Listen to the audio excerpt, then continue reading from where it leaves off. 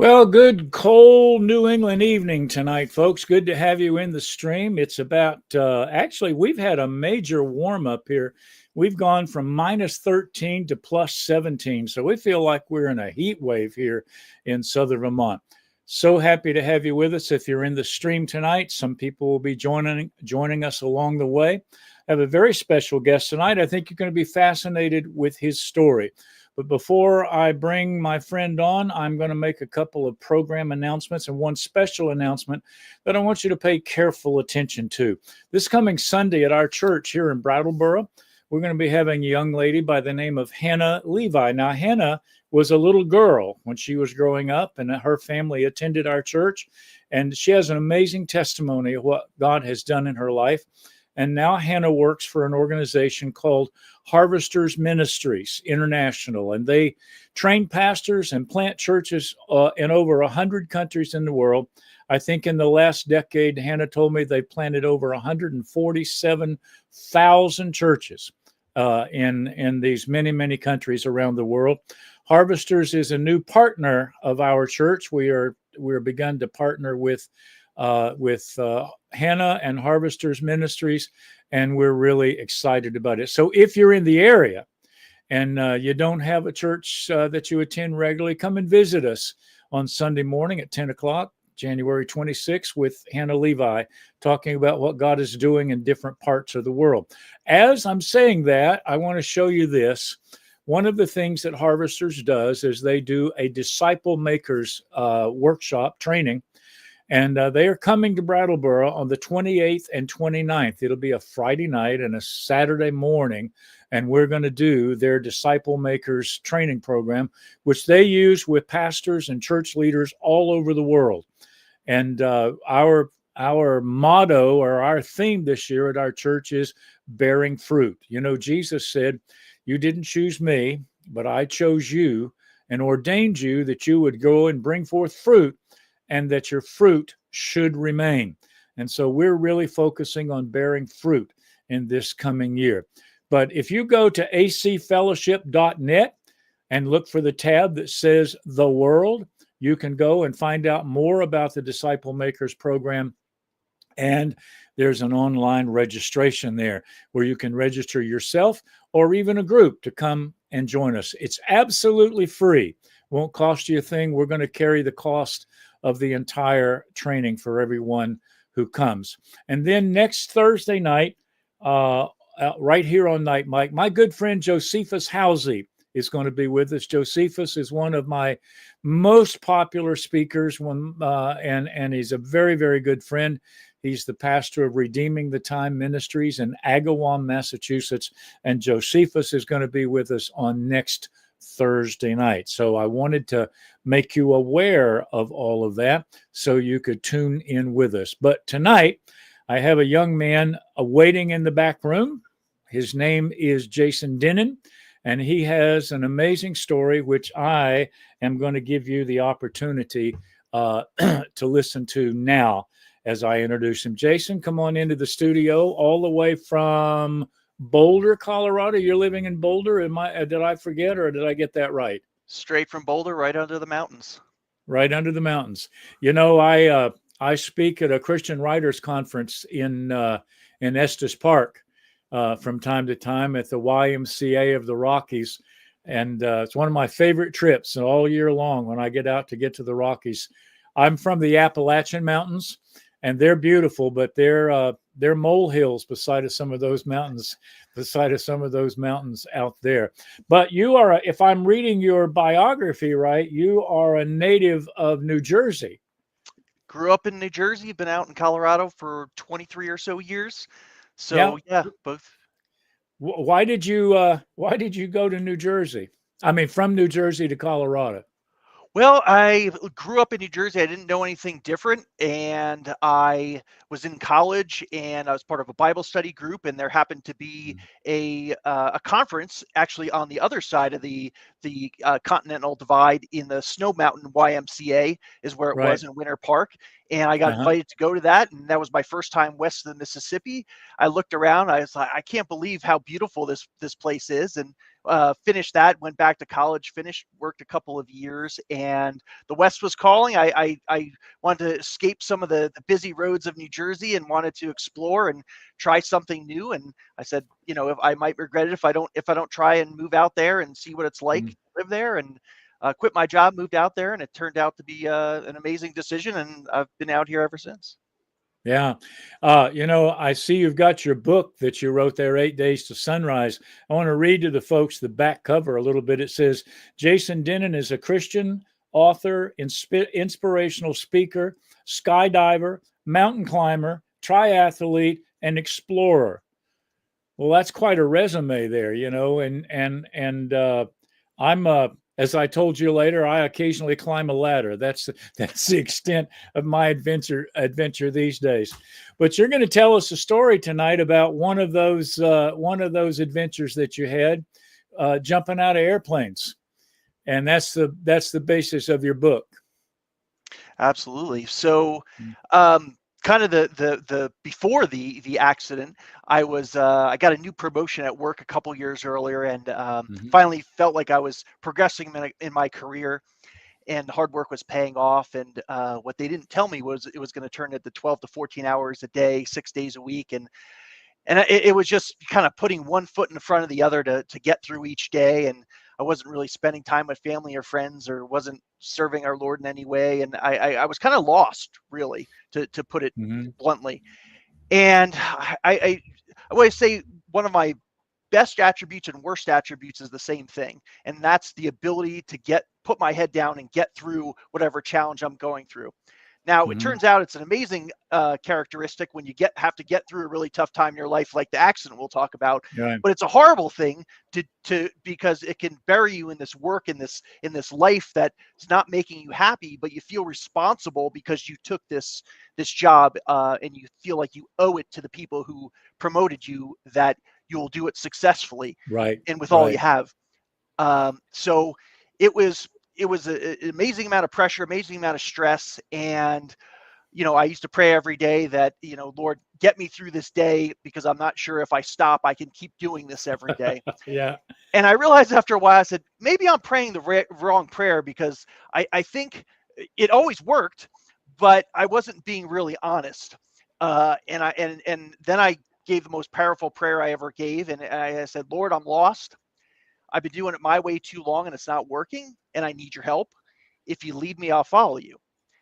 And I had no idea of the power of that prayer for a couple weeks. Yeah. Because a couple weeks later, I'm skydiving, which at that point I had done for a couple of years. And really, I used it as an escape of reality, really, because I was so stressed out at work. And when you're at the airport and skydiving, you're really locked in and in the moment. And it allowed me not to think about the stress and the unhappiness my life had become, because I was so obsessed with getting the job done at work and putting my life and everything that I find important in life, or what, if you ask me what was important in life, I was putting aside. And not purposely. It's like little by little you make these decisions. And, a couple of years later, like, how did I get so far away from the core values that I think are important in life? So I'm jumping that day, and I had 2 successful jumps. I'm on my 3rd jump. It's late afternoon, and parachute opens. Everything looks great. I'm under the parachute. I'm coming in for a landing, and I'm about 150 feet off the ground. And a huge gust of wind comes off the mountains and picks me up and violently slams me forward. So violently slammed me forward, it increased my speed greatly. So I was prepared to land on a grass field that I landed on hundreds of times before with skydiving. But when I get hit by the wind, it increases my speed greatly, and I'm not sure if I'm going to be able to land on that grass field, because ahead of me, in front of that grass field, is a cattle fence, 3-wire strand fence, and then about 10 feet behind that is a row of airplane hangars. And so from 150 feet, you have about 5 seconds before you're going to land and touch down to the ground. So I get hit by the wind, and I'm kind of, out of sorts for a second or two, and I kind of get a hold of myself. And, the first thing you think of in what is a lethal decision that happens for skydivers, one of the number one reasons they pass away, is it's called low turns. Hmm. So the first thing you say was, Jason, you got hit by the wind, just turn away from the airplane hangar and you're not going to hit it. But the reality is, at that altitude, you have two handles and you pull on, right or left, depending what direction you want to go. But what a turn happens with a parachute is you dive towards the ground after you pull that handle, and that creates the turn because parts of your parachute collapses and Right. as you dive down, it creates the turn. So if you do that from 150 feet, you'll increase your speed greatly. You'll hit the ground because your parachute won't have enough time to turn and then recover. Hmm. So the first thing it goes, do not do that. You will kill yourself if you turn. So I kind of just shook it off and tried to stay loose, and I'm counting down those 5 seconds until I land. I'm not really sure if I'm going to make it down before that fence and be okay or not. And then with about a second to go, I'm carrying way too much speed. There's no way I'm going to stop before hitting that fence. And I go, life's about to change. I said, Yeah. thank God it did.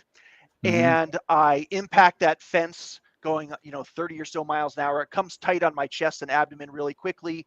The wire strands break within, pretty much right away as soon as it comes tight. And then I hit pretty much full speed into the airplane hangar. So I hit it probably, 30 or so miles an hour. And I go in blackout because of the horrific damage it does to my body. And so the first thing that comes on scene is the people from the skydiving company, Right. and I'm laying there and I'm blacked out, and they say they see body parts bent in directions they shouldn't be bent in, and they're trying to figure out, am I okay? And they start talking to me, and I had no idea I said this because I was blacked out. They told me months later, this is the first thing I said was, don't call anyone, I'll be okay, just give me a minute. So yeah. So what it That's a really typical male response. right. It's Give one of me a those things minute. where you ever fall down, you want to get up as quickly as possible, because if you get up as quickly as possible, then you know that you're okay and nothing's really wrong. So I, Hmm. I I imagine that's what my mind did. It went into fight or flight mode. Something's horribly wrong, and you better start fighting or something bad's going to happen. Right. So they ignored me, thankfully. Called Hmm. 911, and they were on the scene in a couple of minutes. And then they called the Flight for Life helicopter and flew me to the nearest level 1 trauma center that takes care of the worst kind of accidents.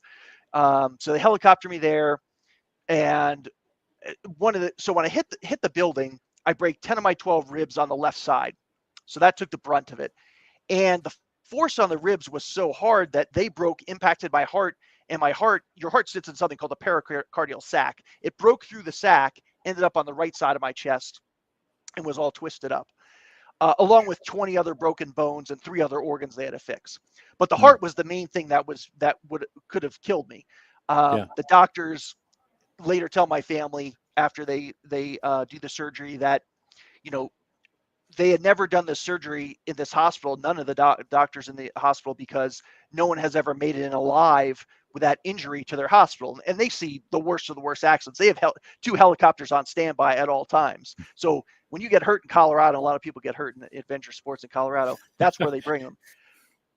There's So a lot of ways to get hurt in Colorado, I will tell you. there are, there are.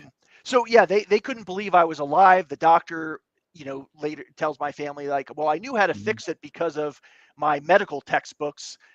When I went to medical school, apparently he has a Yeah. photographic memory. So they were so unsure that the heart actually was fixed that for 3 days they didn't bother closing up my chest, because they cut me from my collarbone all the way down under my navel to open up my body and Right. fix the heart and the other organs. So they tested it 3 days in a row, and then finally they are like, okay, he's going to live. And then they went into the rest of fixing my body, and they Mhm. induced me in a coma for 8 days Yeah. during that whole period, because they didn't want me Yeah. to move. Yeah.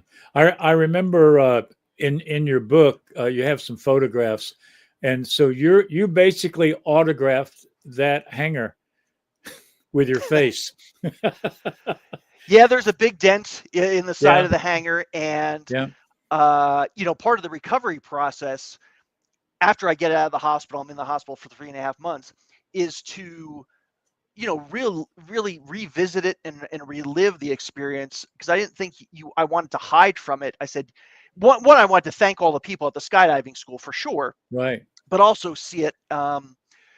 And after saying thank you, I went over to the field where I was in that building and took a picture of it. And it's sort of an undescribable experience as far as, your life Mhm. almost ended on that field into that building. Right. And one of the things that happened, so when I'm laying on that ground, even though I'm blacked out, for some reason I always remembered the person's voice that started talking to me when I'm laying on that ground. Not Mhm. sure what he said, but I recognized the voice as one of my instructors who helped teach me how to skydive. And so one of the motivations of getting out of hospital the whole time was going back to see him and thank him. And unfortunately, a week before I got out of the hospital, he crashed into the ground, and the, I broke. What they always say is I broke all my bodies, but my brain was intact and my spinal cord was intact, and everything was repairable. Where unfortunately he had the opposite. Nothing broke, but he had a traumatic brain injury that he would never recover from. And so when I go back to this field, because I wasn't able to thank him because that happened before I got out of the hospital, Mhm. you're standing there on that field and you're looking out, and there was actually another accident 2 weeks after that instructor got hurt where the guy passed away. It was uncommon for so many, bad things to happen in a short amount of time. And you're looking out on that field going, we were going through the same skydiving, the similar thing, and they didn't live and I did. Yeah. And the responsibility that goes with it is that I better do something with this Yeah. because It's they didn't get a interesting. chance. It's interesting, Jason. Uh, I have my finger and a marker in that chapter. I was going to ask you about that because I think the title of that chapter is Survivors. What is it? Survivor's Survivor's Guilt. guilt. Yeah. How did you deal with that? That's a thing that I've heard before. I've heard many people who came through something Mhm. and others go through the same thing and didn't survive, maybe even the same event. But that's a real thing, isn't it? Why did I live? Why did they die? And why did I live? How was that to deal with? Yeah. It was. The way I dealt with is like, do something with this. You could waste the rest of your life, or you can find some way to help somebody. And really, when I was going through that accident in the hospital, I was also, when I prayed, I said, Lord, I need purpose because I feel like I lost purpose in life. And as I'm going through that journey in the hospital, I'm rediscovering my purpose of what can I do? The accident wound up being a gift to me that I had to use for the good. And it's really to help people going through their toughest time. And I wouldn't have possibly understood anyone else going through their toughest time in their life unless I went through it first. And I realized that was the gift. And the more I told the story, even when I was laying in the hospital, people would come in and ask me what happened, and it was really raw. And at first it was almost a burden kind of to tell the story because I was going through PTSD. I was reliving it over and Right, over and right. over again. Yeah, And one night I realized, I was like, no, this isn't a burden, this is a gift. And because every time I told the story, I stopped thinking about how it made me feel to tell the story, but I started thinking about the reaction I would get from other people. And the reaction was I would get finished telling the story and the doubts I was going through and the unsure nature of the rest of my life. And then they would start talking about what they were going through in life. Mostly there were people that were working in hospitals, but things they were going through with their children or marriages, or the right. fact that Hmm. they give so much to people that are in the hospital. And you know what? Everyone doesn't make it out alive, and Yep. it's heavy for them. And I could tell, one of the amazing things in laying in the hospital, you become so observant because I couldn't move for pretty much 3 months. So you're laying there. As soon as someone would walk in the room, I could tell just by a word or two exactly how they were feeling and what they were going through that day, Yeah, because you could just yeah, take it in. And people I didn't know other than nurses and people that worked in the hospital, but you started to get a sense of what they how their day was going. mm, And so as I'm discovering my purpose, and I go, what do you do with this, and how do I translate this to help some other people? And one, when life's about more than you, and it's about beyond you, you start getting strength beyond your normal strength. because Mhm. you have a purpose beyond yourself.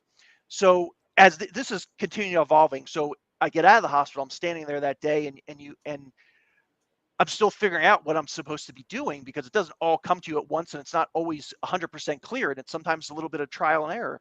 So I'm sitting on that field, I had just had the sense of, you know, they don't get a chance to do something else beyond, because they're no longer there, and I do. Yeah. You better not waste it.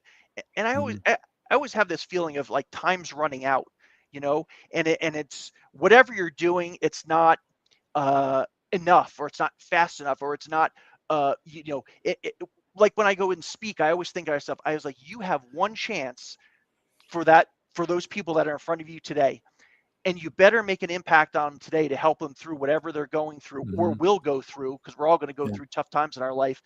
And that's kind of, it's the pressure you put on yourself, but that's okay, because I feel like Mm. I'm doing something that's helping there. Uh, our Lord and Savior gave me a new purpose, and it's like, this is Mhm. what you get to do because you were Yeah. saved by grace, Yeah. and don't waste that.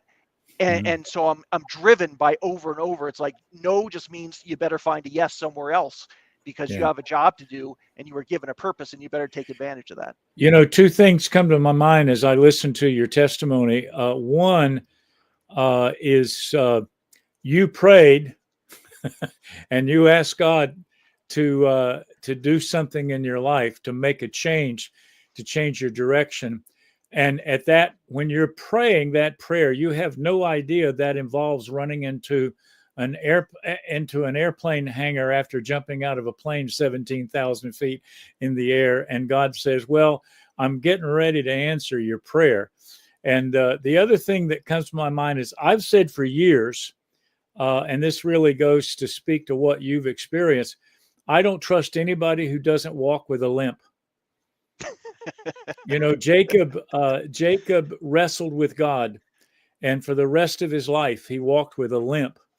The Bible tells us that we if we don't go through difficult things, if we don't go through our own tragedies, our own heartache, our own struggles, then we really have nothing to say to someone who is going through their struggles. If we live that sheltered, perfect life where nothing's ever gone wrong, we've never wanted for anything, we've never been in a tragic situation or anything, we're essentially useless to those people who are really struggling. And so I don't know. I was doing a study of the patriarchs, Abraham, Isaac, and Jacob one time, and I was just reading that story about the angel touching the hollow of his hip. And from that day forward, Jacob walked with a limp. And I think I decided then that was going to be one of my pieces of wisdom. Don't trust anybody who doesn't walk with a limp. Now, I mean, you can't take that literally. I don't know if you limp or not, but you've certainly got the battle scars, and can certainly know what it feels like. I can't imagine what it feels like to lay in that bed for 3 months. I've seen pictures in your book. I've seen pictures of you, and you were wired together, bolted together, strapped together, screwed together, and they basically just remodeled you and put you back together again. But you know what it means to hit a hard place. Absolutely. I would say that the hardest part was really that 2.5, 3 months that I really couldn't move, especially the early stages of that. And it was like I was burdened, and God gave me rest physically, but not mentally.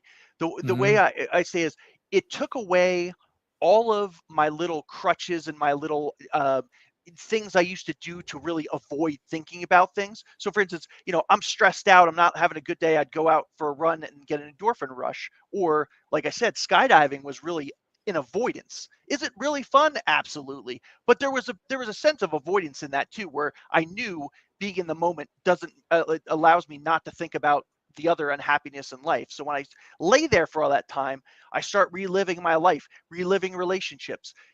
Was I really there for people, or was my head was always racing somewhere else? It's always 100 miles an hour. And I go, use some of the lessons you learned from skydiving to everyday life, meaning being in the present, which I love so much for skydiving, also needs to be used in relationships you have with other That's people. right. You don't want to be sitting in a room with someone and in your head's every other place but with that person, honoring that person you're with. Um, and I really, because it took those crutches away from me to think about, to avoid really thinking about life. I go, are you happy with your life? What can you do to be reborn and come out of this better than you were before?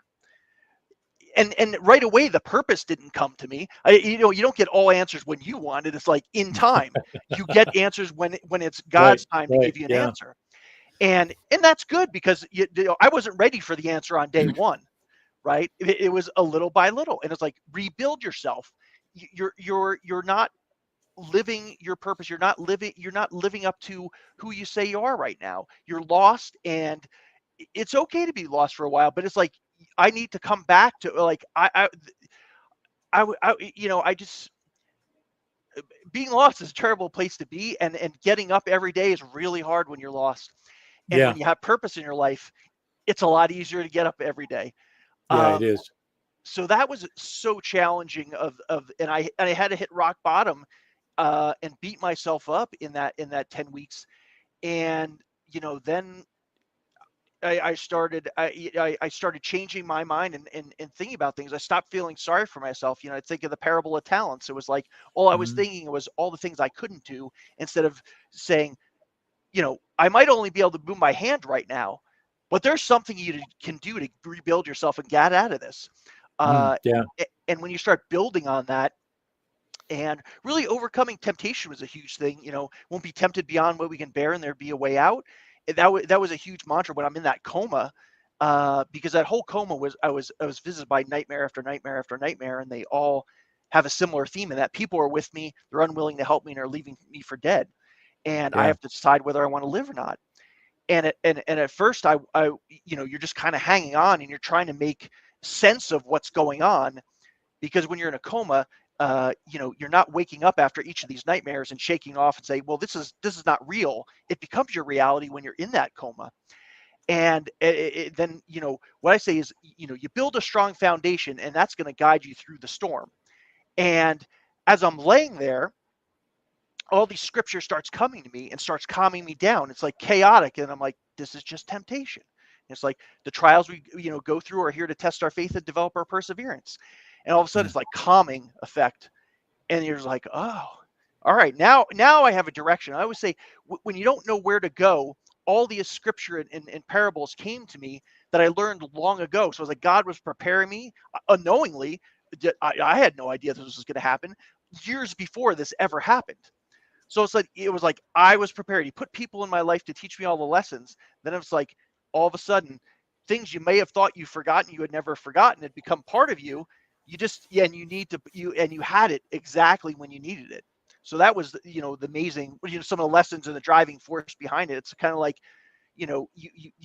building a foundation is important, but all of a sudden, when you see all that scripture to work, you're like, it's like God's like, watch Mm. this, and then Mm. you're guided all the way. And it's and you feel like, your Lord and Savior's giving you a story, and he's guiding you along the way. It's like, fix yourself Mm. first, and then you're going to tell everybody Yeah. about it, Yeah. and you're going to tell Yeah. them that everything in there in that Bible is true, and everything about it is applicable to, today, just as it was when it was Mhm. written. And this is the way. Yeah. So I already knew that beforehand, but when you test it to the extreme of what they say, you never should have survived this, and only by grace of God did I survive. Mhm. And there was a big moment when so at this point, I'm in my fourth hospital. I'm at the rehab hospital, and I couldn't get wet for 10 or so weeks, because I have all these incisions and they're healing. So I get a shower for the first time. I'm in a wheelchair still, and Mhm. and they shower me. I can't even touch my hands to my head. I'm so inflexible. So they finish giving me a shower, and they put my wheelchair in front of the mirror, and I have no shirt on, and this is the first time I saw my reflection since the accident. So at this point, it's about 10 weeks or so after the accident, because you're laying in a bed, you don't get a mirror.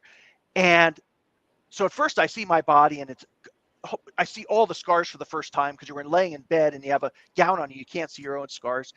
and I see that, and it's basically skin hanging off bones, and I go, wow, I'm starting from nothing.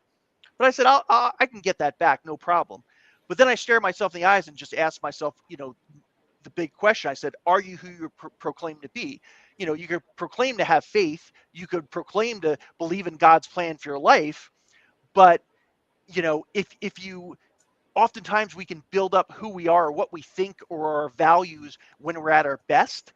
But the Yeah. reality is what we really believe in, and if we can execute or not, is when we're at our lowest point and go, do you really believe in these things? Yeah, that's right. Yeah.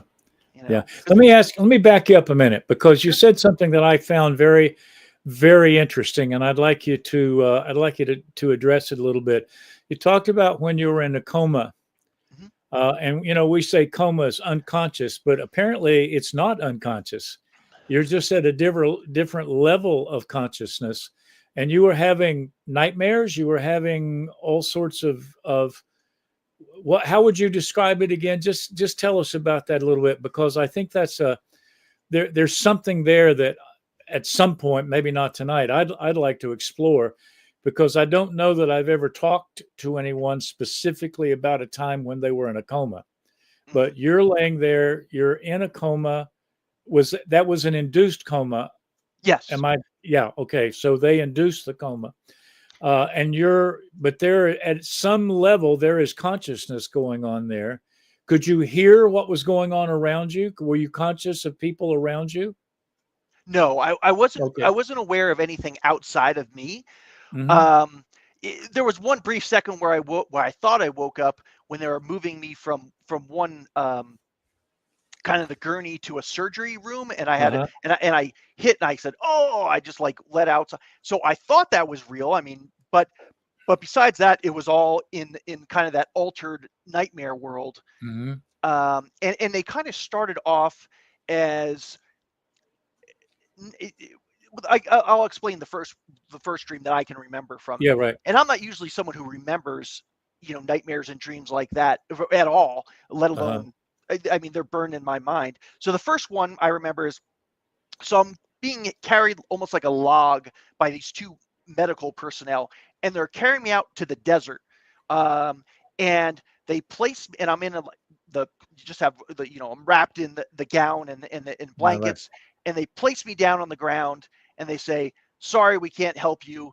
And then they about face and just leave. And at this point, I my body was similar to how it was in real life, meaning I was unable to move. I was unable mostly to talk, Hmm. and so I can't move, and I'm just laying in the desert. And you're looking around, you're just like, "What do you mean you can't?" You're thinking to yourself, "What do you mean you can't help me? You're leaving me in the middle of the You're desert, just and you're going just to going to leave leave me me to here. die?" Yeah. Yeah, and so as it goes on, and I'm battling through these, and once I kind of recognize it as temptation, I kind of go, "Just get through this next one. Just get through this next one."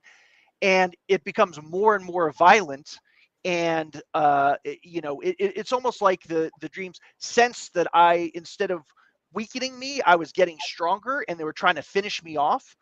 Hmm. Because the way I almost describe it is, your temptation comes to you when you're weak, not when you're strong, because it wouldn't be temptation if you were strong. And it's it's going, the easy way is to let go. No one will know if if you let go and let yourself die. No one's going to blame you. No, Yeah. it's inviting, because like there's no more pain. You don't have to deal with that. But I knew that was the wrong direction. Wow. But you were conscious of that, at some level, that you were really fighting a battle at Yes, that point. yeah, I knew it was trying to over. I was trying to be. It was trying to overcome me, to say, you could take the easy way out. And Wow. so the decision was, so I hit the building, had no idea what my injuries were. Now in that coma, I knew I was in trouble. I was broken. I just didn't know, what that was. Right. Uh, so I knew it could end whatever I was going through. Um, and I knew the tough way was to decide, you don't know, you have an unsure future, you don't know if you have a brain injury, you don't have a spinal injury, you don't know if you could recover from this or what's going on. But the only way to go forward is overcoming temptation and find a way out, because you're promised, you're not going to be overcome by temptation and there'll be a way out. So that belief was, there's going to be a way out from this. You keep on having to Wow. fight through it. And that's the mindset I had when I was going through it. I And find that absolutely fascinating that you were waging war literally for life while you were in that place. You sort of it's interesting, Jason. I've taught for years uh, that nobody that serves God, nobody that's called of God to a specific work or a specific destiny, if you look at it from the biblical record, everybody that God calls to serve him goes to the desert. They go to the wilderness. Everybody, Moses, David, Joseph, they all end up in Jacob when he had to run away from his brother. Whoever God calls, and even Jesus, before he started his ministry, had to go out to the wilderness to be tempted of the devil. And there is great truth in that, because that's where we're tested. That's and God doesn't test us for his benefit. He tests us for our benefit so that we know what we're made of. And so I'm listening to you, and all of those times that I've taught that are coming back to me. And I'm saying, this young man went to the wilderness. You just did it in a subconscious or an unconscious state, but you were doing warfare with the enemy as real as Joseph or David or Moses or even Jesus when you were in that coma. Yeah, and it definitely thought of Luke chapter 4, with Jesus goes out to the desert for 40 days and doesn't eat, and is Mm-hmm. tested and then comes out and there's 3 more tests. So I always say, also you have your example of how do you live your life, and or as close as we can to Jesus' life. This is the guiding force. This is your example of how you live. So it's like, he didn't give in when he was tested. The whole world was his if he wanted it. Yeah. If he worships Satan, and kind of when you have that as a backup, you're like, nope, you're not going to give in either. So Right. that's Right. certainly when you have examples like that, then it's Mm-hmm. someone's already done it, so you're Right. following, right? So you were in this coma for how long? 8 days? Yeah, 8 days. 8 days. And hence the title of your book, Eight Yeah, Days Till Sunrise. Yeah. absolutely, because it was How did you come up to the till sunrise thing there? so the first day when I got hurt, so the day it opens up, night, beautiful sunrise. I go for a trail run right underneath the Flatirons, which is a amazing Mm-hmm. rock faces in Boulder, Colorado. Then I head over to the airport, and I eventually get hurt. So that was there was the sunrise on the first day, and then in the coma, it was always extremely dark. Yeah. And there was no sun the entire time. Every nightmare was always dark, which is also sort of interesting. And they always say that and I can tell you this from mountain climbing as well. The toughest part of the day is always the darkest part of the day, Yeah. because you're in the darkest the longest, and you start doubting yourself. You start questioning if you can get through it. And as soon as the light comes up, it's like a whole new, you're reborn, confidence Mm-hmm. comes back, a new hope comes up. So the 8th day when I wake up, when I open my eyes for the first time, I see the sun coming through the hospital room window. Mm-hmm. And first time I saw the sun in 8 days, and I'm greeted by the doctor who tells me I'm lucky to be alive. And I slowly reach up and kind of give him a little bit of a high five, Yeah. and he Right. looks at me like I'm a crazy guy that I gave him a high five. But Yeah. it's yeah, that's the 8 days. Yeah. So they brought you out of the coma after 8 days. You didn't just wake up. They literally brought you out of the coma. Is that what I'm understanding? I mean, I never asked. I'm assuming Mm-hmm. they weaned me off slowly, because of all Mm-hmm. all the injuries. I was okay to, I guess. Well, I wasn't moving a lot when I woke up, but uh, Mm-hmm. so I'm sure they brought me out. I didn't. I'm sure I didn't magically wake up, Yeah. Yeah. because I was in a daze at first for sure with Oh those yeah. medications, and little by little you kind of get more Mm-hmm. clarity back in your mind. Yeah. But yeah, they controlled the coma, so it Yeah. wasn't like Okay. they didn't expect me to wake up or anything like that. Okay. That was Yeah. controlled. So for 8 days, you're in this literally spiritual warfare, Mhm. and now you wake up. And what's your mindset after you are aware of how badly you're injured? Well, at first you're in shock because you hit the building. I have no idea what's broken, and so the doctor leaves like a few seconds later, and I'm laying there, and you're kind of just looking around trying to figure out, well, what's wrong with me? And I look down, and Hmm. there's casts on my arms, and I have gauze all over my chest, and there's 10 or 12 or so tubes coming out of my chest and my stomach, draining blood. I can't feel my feet at first, so I'm not sure if I'm paralyzed. And then there's 5 or 6 IV bags hanging, all connected to me, and then there's 5 or 6 big machines making their own beeping noises, and I have no idea what they're monitoring. And you're kind of laying there going, I'm not sure because you wake up and you're out of it. It's not like they come in Right. and tell you everything what's wrong with you, Yeah. and so I'm trying to figure that out, and I'm like, am I paralyzed or not? And so you're at first the feeling is shock, and then soon after I say go back to that foundation. The first thing I do is pray because that's what I knew how to do. And I thank God for I was like, you never left my side. You got me through this. I don't know where this is going to lead, but I'm going to still follow you. I'm still coming. I'm just letting you Yeah. know. I'm not. I haven't changed my mind. Um, and so yeah, that was the first thing pretty much I did. Hmm. And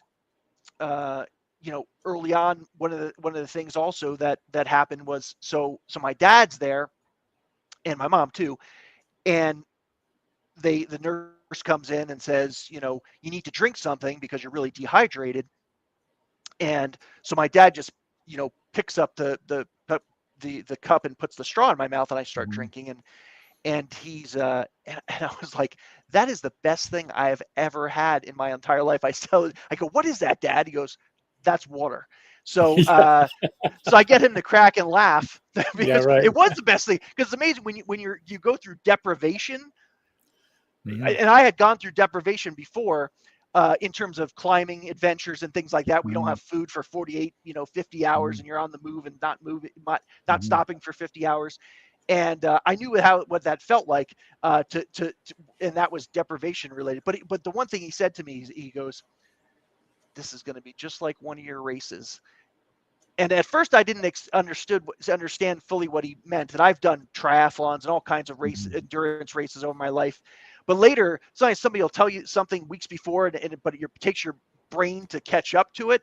And what he Yeah. meant is all you need to do is do something small every single day, and that's going to Yep. add up over time, and you're going to Hmm. get through this. So he Little said it in step. code, but Yeah. but Little steps. Little yes. steps. Hmm. Yeah. Great journeys are made up of little steps, and I think sometimes we forget that. Now, another picture that I saw in your book was the picture your mom took Hmm. when she came into the hospital, and she was afraid you were not going to survive, and so she took a picture so that she would have a picture of you. But boy, I don't know if I would have wanted that picture to remember my son by or not. That was you were pretty broken up. Yeah. It wasn't my best side, but Yeah. she did what she could with her phone camera. But Yeah. yeah, she I'm not sure she probably knew what to do really when she walked in and saw me in that mess. And I guess you know she was trying to deal with it, and that's what she thought. And Yeah. but one of the amazing things was when she takes the picture and she walks over to me, and this is relayed to me months later by my mom, Mhm. and Yeah. she picks up my hand, and she says, "Jason, it's Mom. I'm here." And this Mhm. is I'm deep in the coma at this point, Mhm. and I squeeze her hand. I have no recollection of that ever happening, uh, Mhm. because I was so deep in that coma. I never knew she picked up my hand, whatever. But it was a message that went out to my parents, like, this may look terrible because I had a breathing tube down my throat, and Yeah. but it's going to be okay. And I'm somewhere deep down in there fighting. Yeah. Yeah. Well, that is just an amazing story. Then you were, how long did you say? You 3.5, 4 months you were in the hospital. You were hospitalized Three in and the a half bed, months. basically, hmm and then you started rehab, and that probably was a pretty long process. Yeah, it took me 3 months before they would allow me to put any weight on my legs because I had broken femur, pelvis was broken in the front and back, so I Hmm. so I had to lay there. So You really eventually, had no skeleton at that point that was functional. not a lot. Yeah, So right. one of the things when I went to that rehab hospital, Hmm. they so I say to my therapists, I'm hopeful, and I realize they don't really tell me like, well, what is going to be the result when you get out of this hospital? What am I going to be able to achieve? So they come in one day, and it's about day 3 of the of going to this being at this hospital, and I say, hey, I'm just letting you guys know we're preparing me to walk out of this place on the last day. Hmm. You, and oh, there was no buy-in. I get this crazy look, just like, there's no way you're walking out of this hospital. They're like, you're good. We're preparing you to leave in a wheelchair. Um, and I was just like, okay, we'll play by your rules and we'll do what you say, and I'll do anything you tell me to do. And what they now looking back, I could see why they think I was out of my mind, because the Hmm. first day they had to move me from my bed to my wheelchair, and first they said, "Can you sit up so we can move you over?" I wasn't strong enough to sit up. They asked me to turn on my side. I wasn't strong enough to turn on my side. They had to just kind of drag me from the bed into the wheelchair, and then they asked me to push the wheelchair to breakfast, which was like 50 yards away down the hallway, and my room's about 20 feet wide. So this was only about 3 days after they took the cast off my arms. So my arms are super weak, Yeah. and I'm pushing, and I only make it about 10 feet. Never gave up, but I was going so slow that they're Mhm. just like, breakfast is going to be over unless Yeah, right. Get you down there. Yeah. push you there. So that was day 1. So that's what they were looking at. They're like, this guy can't even roll on his side. There's no way he's walking out of here. So I never mentioned it again until finally they do x-rays on me 4 weeks into being in that rehab hospital. And if they x-rayed my legs and there wasn't going to enough healing on them, I was going to go home in a wheelchair because I wouldn't have the opportunity to put weight on my legs. But luckily I wasn't fully healed, but the doctor said, we'll let you put some weight on your legs, it'll help you heal faster. And Hmm. I wind up walking after 3 months, and the therapist is wheeling me back to my room, and she thinks I'm going to celebrate, I guess, and I'm just, I just assume this is just part of the deal. This wasn't some sort of miracle to me. This is just part of the plan. And Yeah. she said, I've been doing this for 15 years. I've never seen anybody just get up and walk like you did after having as many injuries and being bedridden for so long. Hmm. And I think she forgot that I told her I was going to walk out of that hospital on my own. And uh, I said, I don't celebrate a couple of steps. Remember, the goal is to Hmm. walk out of this hospital on the last day. And then a week Hmm. later, I walked all the way out of the hospital with crutches and all the way to my Right. car. Right. And so yeah, it was the mindset was always just really a little bit at a time. Yeah. When at first I think it was probably the medication, thinking I was just going to jump up and start walking one day, when that wasn't Right. really reality. So Jason, while you've been talking, a scripture verse has come to my mind. I thought about it earlier. I'm going to put it up. It's from Psalm 118, where David says, I shall not die, but I shall live and recount the deeds of the Lord. That's pretty much your story. That maybe some people would have said Jason should have died. By all, I mean, look at your buddies there at the airport. They came out of an airplane and had similar situations, and they died, or one died and one had serious brain trauma. But for you, for whatever purpose God had in mind, his promise to you was, you shall not die, but you shall live and you will recount the deeds of the Lord. And that, I think the cover of your book says, a true story of survival, rebirth, and discovering the purpose in my life. Uh, so we've got about 10 minutes left. Describe to us your purpose and how you are trying to fulfill that purpose. Sure. So it's really evolved over time in that, I said, what do I do with this? And kind of, I was clued in when I started sharing the story. So at first I said, well, Mm-hmm. I'm supposed to share this to churches or to people that I know and people that I meet along the way. And this is, I always say that the accident was a gift because it attracts people. But then once they realize the story is really not about the skydiving accident, it's about all the Right. things after the accident, and faith and growth, and so it's a way to invite people that may not necessarily be Christians, also Christians, but also, and then pulling them in with the story of the skydive and going, oh, and then really sharing from there. So I've been lucky enough to really connect to people that are going through tough times. So I've been have the opportunity to speak at churches, at professional organizations, universities.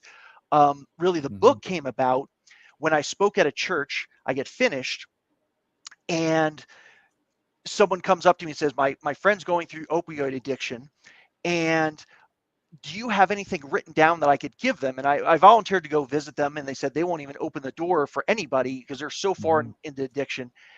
And at that time, it was only the third time I had ever spoken, and I had nothing written down. So part of it's really listening, not to how I want to deliver the message of our Lord and Savior. It's to understand how people need to receive the message, right? Right. Where Jesus didn't speak to shepherds, how shepherds need to be listened to, or hear the message in the Bible, or the same thing with Right. fishermen. Or as like, he spoke to a skydiver like a skydiver needed to speak to, Yeah. and that's how Right. he came Yeah. to be. So and so the book is another way of distributing the message of overcoming struggle, and how there's times we're going to doubt ourselves, but we can overcome amazing circumstances to get through that. From that, I've been lucky enough to visit people in hospitals, visit people going through accidents and things like that. So it's ever evolving to really listen to not how I want to choose to give the message. It's Mm-hmm. where the need is, and finding that need, and then going to that person as they needed to be listened to. And Yeah. a lot of it's, we say speaker, but my favorite part of it is listening, Right. because when you share your story, it opens up other people to start sharing things that they're going through in a way, unless you were vulnerable in sharing your own story. And I Right. think that's I always say that's my favorite part. Not when I get to speak, Mhm. afterwards, when I Right. start when people start coming up to me and bearing their souls and what they're going Right. through. Yeah. And that's really the blessing to me. And Mhm. you know someone just last weekend, it was somebody I've known for 30 years. I went to college with, hadn't seen him in years, and I was back on the East Coast, and we had dinner together with a couple of friends, and he confided in me after everyone else left from dinner, and we were out in the parking lot just talking, and he would talk to me about he had a suicide attempt when he was about 18 or 19 years old. He put a gun to his mouth and pulled the trigger, and it didn't go off. And he Mm. and he told me about the aftermath, and how difficult it was, and the weighty burden it was for him to go through life. So a few weeks ago, he tells me he was at a funeral. It was a friend from childhood died of alcohol addiction, and another guy's there that he's talking with that he knew from high school, and he and he's saying, I, I'm suicidal. I might want to kill myself. And he shares his story about his suicide attempt that never went through. And he told me, he's like, I never knew what to do with it. And he goes, I finally felt like I fulfilled why I was able to stay alive just for telling that story and sharing that with that guy once. I said, Mm. there's your purpose. That's why you're alive. You got to do that, and you got to Mm. save someone because you were willing to bare your soul to that guy. And Yeah. you get experience after experience and experience like that, and it's humbling. It's overwhelming, and I go, I would have never been able to do this unless I got the gift to go through what I went through. Mm-hmm. And every day I'm like, I say for my family, I go, I wish it didn't happen for their for what they had to go through, because I felt tremendous guilt. But for me personally, if I kind of cut them out of, the trouble they went through in the scare they had, every day I'm just like, how thankful I am that this experience happened, because I wouldn't be where I am today. I still might be lost. I still might be doing the same things I was Mm-hmm. before, overworking all those hours and not fulfilling any kind of purpose. And that's sad. I think you said to me the other day that that accident was the best thing that ever happened to you. I say that every day. Yeah, yeah, it's amazing, isn't it? It is amazing when we do get on the other side of these incredibly difficult circumstances that we have to go through, that we can look back and say, had it not been for that, my life would have been absolutely, totally different. I'm going to put up your email address. You verify that it's the right address. It's jasondenonthehealer@gmail.com, so that if there's anybody listening or who sees this later on in the replay, they want to get in touch with you and ask you questions or share with you or have you share with them, they can email you at this email address here. Um, let me just say to you, if you ever get back out on the East Coast again, I've got a couple of places I'd love you to be able to share. So let me know if you're coming this way, and we'll try to give you the chance to minister in a couple of places out here. It's a Do you great have? story. I would be we can make that happen. Yeah, it'd be a great story. It's a great story. Let me know plenty of in advance. We stay pretty busy around here, but I've got a couple of places in mind where I think you would just be a real blessing. A couple of men's groups. Men sometimes have a real tough time being vulnerable, and some of them have gone through some pretty tough things, and don't really know how to share it. And so, yeah, I think it's a great story, and I love a man who can go through difficulties and recognize that, yeah, had that terrible, awful thing not happened to me, my life might be entirely different.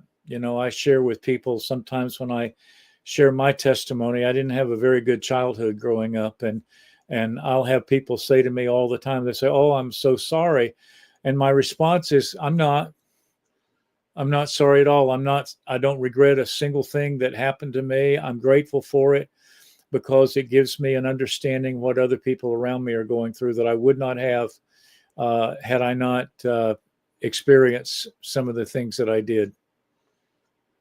Yeah.